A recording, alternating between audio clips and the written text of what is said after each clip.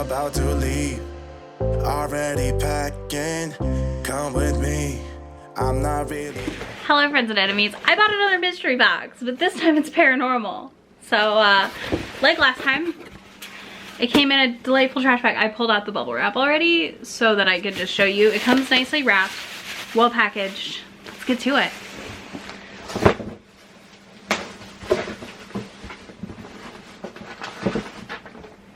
So you may remember last fall we all were buying the romance mystery boxes.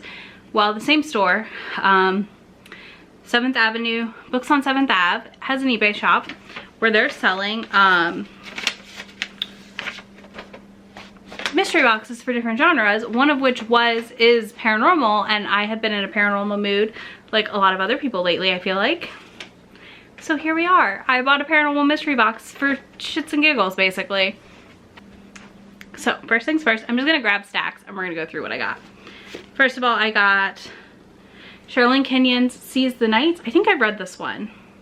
Yeah, so this is part of the Dark Hunter series, which is a very long-running paranormal series. I love that we've got New Orleans in the background. There we've got like French Quarter, it looks like, with like the classic balconies. And yeah, this is about Valerius Magnus and Tabitha Duvro. I can't remember if I read this one, but for some reason I feel like I have. Then we have Burning Alive by Shannon K. Butcher, The Sentinel. One book dropped. We'll see how many more I drop. The Sentinel Wars. She's been haunted by visions of her own death, surrounded by flames as a dark-haired man watches her burn. She sees him standing across from her at a diner. She attempts to flee and ends up in his arms. She awakens a force more powerful and enticing than she could have ever imagined, and his anguish fades away when they touch. So there's that one. Y'all will have to let me know if you've read any of these, because I know this is going to be a big mix of some that I probably won't touch, some that are going to go into the giveaway pile. Laura Lee's Navarro's Promise, a novel of the Breeds. It's this one, let's see. The Breeds guaranteed that no harm would come to Micah Toller, but they never allowed her central fascination with Navarro. He's aloof, cool, and mysterious. He draws her in. She's being stalked and seduced by a wolf shifter. So there's a wolf right there. Unsurprising. I assumed we had shifters when it said breed. Then we have Heather Graham's Echoes of Evil. I know that Sarah from the Bookish Knitter, I think, loves Heather Graham's like paranormals. This one follows a museum curator, so that sounds interesting. Someone drops dead. It seems accidental, but she's not sure. Brody needs help solving the case, and he helps. Her name is Dakota or Cody. So Brody and Cody solve a crime together.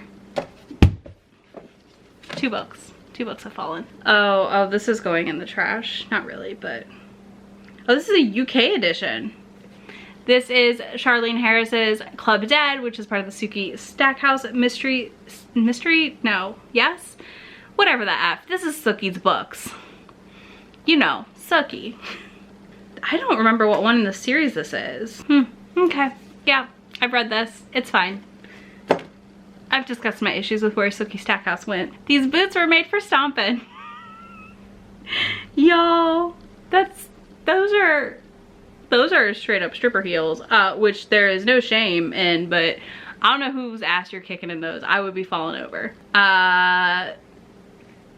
Apparently it's about the magic of what a good pair of shoes can do for you. Ooh, okay.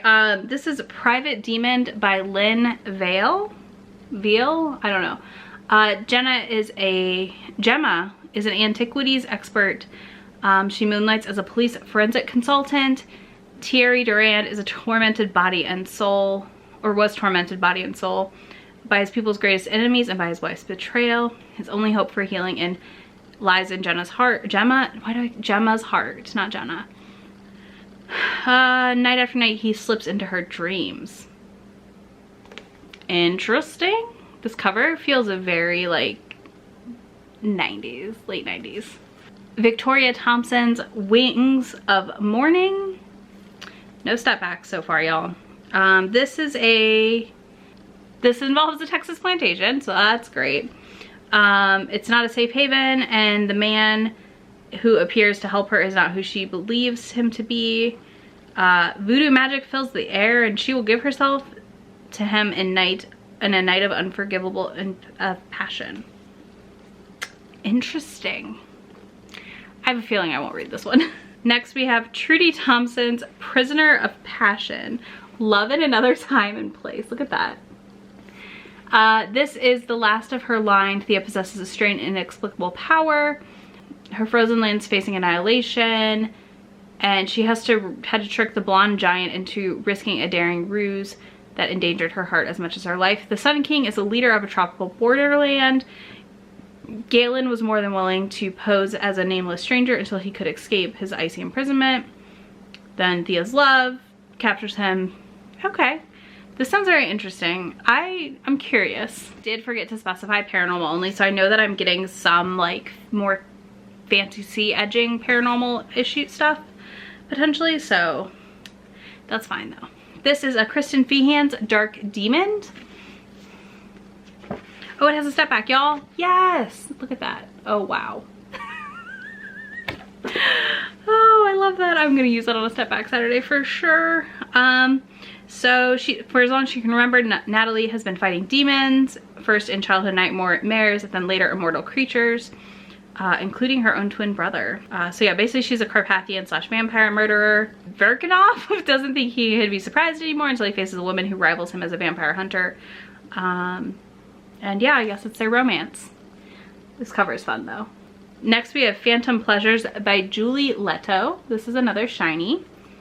Let's see. This one is about a hotel developer, Alexa Chandler, who lusts after the property she's found off the coast of Florida, a haunted island complete with an abandoned castle she intends to convert into her premier luxury resort. There's a captivating portrait of a man that calls to her. Is this a ghost romance?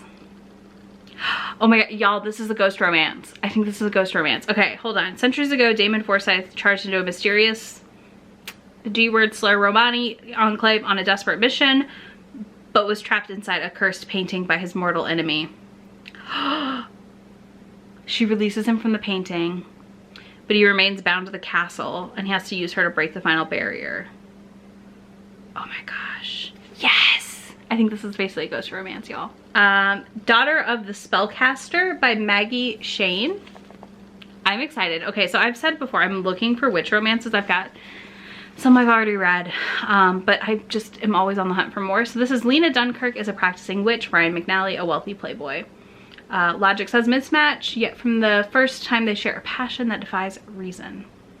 Months later, Ryan appears at her door looking for help to raise their child. Soon, she and Ryan are sharing dreams of an ancient land while a vengeful demon plots to take possession of their child. This sounds interesting. Okay. Next, we have Laurel K. Hamilton's Micah. This is not staying in my house. Oh, y'all, they faked us out. Look. Look. They act like, and it's just that. God, I don't like Micah. I don't like this book series.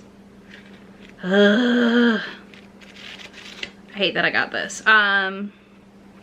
Micah is the lead of the werewolf pack in St. Louis, where Anita Blake is, the king to her queen. Yeah. Laurel K. Hamilton, you're doing great work out there writing so many books, but these books are not for me. If you're curious of that, I think I talked about it in one of my videos where I like talked about why I won't read any more of that series and why I stopped reading it around book 8. So next we have Carolyn Sparks' Vamps in the City, which I read her like How to Marry a Millionaire Vampire one, and I thought it was funny.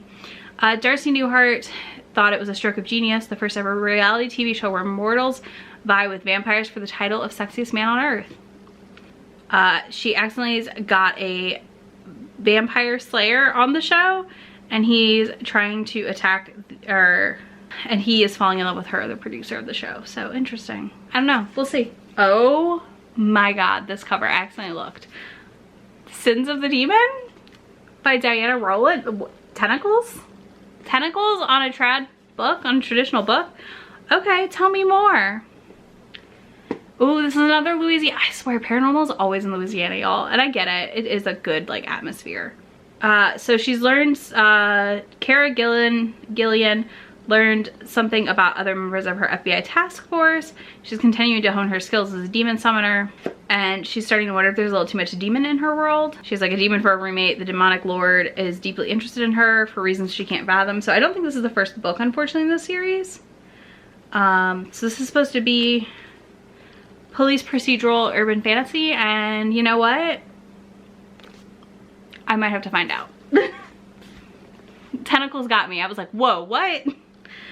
Okay, Heaven's Rogue by Colleen Shannon. This cover is very interesting.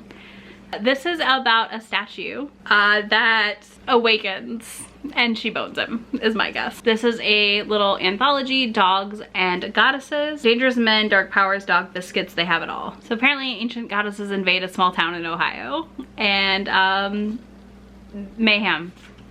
That sounds cute. Next I have Jane Castle or Jane Ann Krentz After Dark. First time in print. Wow. This is a para-archaeologist. There was an alien tomb incident. She's obliged to work part-time in a Shrimpton House of Ancient Horrors, a low-budget museum. She has to get her career back on track, take the dead body she discovered in one of the sarcophagus exhibits. Her new client is one of the most dangerous men in the city. This is like a romantic suspense with paranormal twists, so that sounds interesting. That is definitely something I enjoy a lot. The last two, y'all. All right. Stephen Cole's The Wherelings Prey. A Whereling is someone whose humanity prevails even in the wolf form. Tom wants to be a normal person. He and Kate have escaped Kate's werewolf mother for now. Oh, this is book 2 in a series, so I'll have to look up the other series, like book 1. And then the last one we have is Second Chance at Love by Diana Morgan, Worlds Apart. And it's them solving a mystery together. I quite love this cover for a vintage. So yeah, that is everything I got in my paranormal mystery whatever box I ordered. Honestly, I don't remember what it was called, but I will link to it in the description box if you're curious. Let me know if I should prioritize any of these. I'm definitely gonna unhaul some of them. I'm not gonna lie to you. They're not all staying in my house. I know that I need to unhaul the ones I know I'm not gonna read first instead of like hanging on to them. All right, if you made it this far, drop a moon emoji in the comments and let me know what one you think I should read first. I will also have links to where you can buy the box, and if you want to be my friend anywhere on the internet, there are links there too. Yeah, I'll see y'all in a few days. Bye. Come with me, I'm not really asking. We'll get away to a place where we don't know.